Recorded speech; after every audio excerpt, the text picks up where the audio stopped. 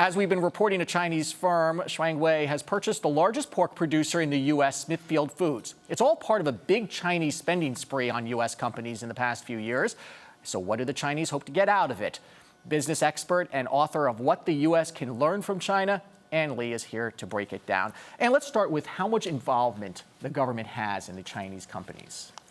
Sure. Well, if you look at the makeup of China today, the vast majority of companies are private.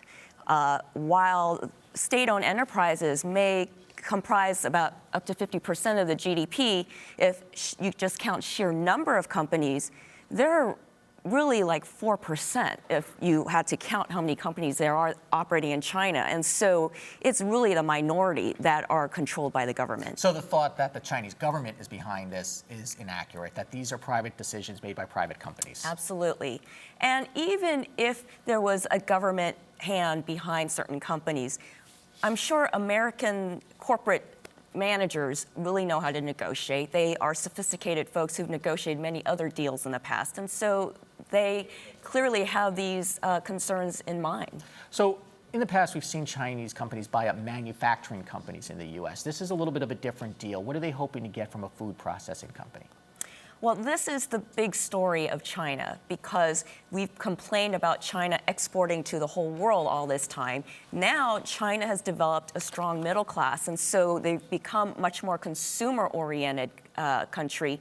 They're going to need more food, more goods, and so they're going to buy more iPhones and pork and everything else. And so this is really now the opportunity for Americans to export to China, and this is what they're looking to do, is to export pork to China, and this will generate more American jobs here in the U.S.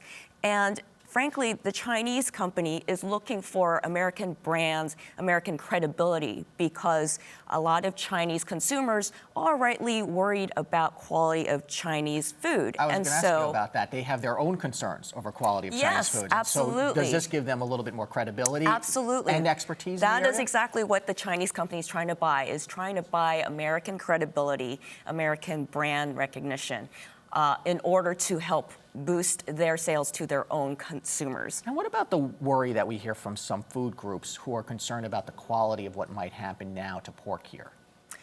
I don't think that would, I think that is just paranoia, frankly, because we have our USDA, we have our food regulators who have to oversee everything. So since the food is manufactured here in the U.S., what was going to possibly change? You still have to be subject to the same regulations. And they do make business decisions, so it doesn't sound like a good business decision not to keep the quality up. They say they're going to keep the workers. Is that a pattern when Chinese companies buy U.S. firms? What happens to the workers? Yes. If you look at the vast majority of deals between American companies and Chinese companies where Chinese companies buy American companies, there have been plenty of reports that show that they actually grow the American workforce. So Wanshang, for example, up in the Chicago, Detroit area, they bought a number of auto parts makers, and so they saved American jobs from going away because these companies were going bankrupt. And instead, they were able to not only keep those workers, but hire more workers. And so, in fact, it's been a great story for both China and America. But there is an imbalance between how the Chinese government approves deals and the U.S. government approves deals. We've seen this before. The Wall Street Journal, for example, has a story today that the U.S. should leverage this deal to force China into importing more U.S. products. Well, it's all about supply and demand, and China is already importing a lot of products, but you have to remember it's not so simple because we're now in a global supply chain. And in fact, many American companies have already set up manufacturing in China. And so it's not that China needs to import from across the oceans. Those companies are already producing their producs in China and selling directly to them. U.S. companies are limited in buying Chinese firms, aren't they? In terms of U.S. buying Chinese firms.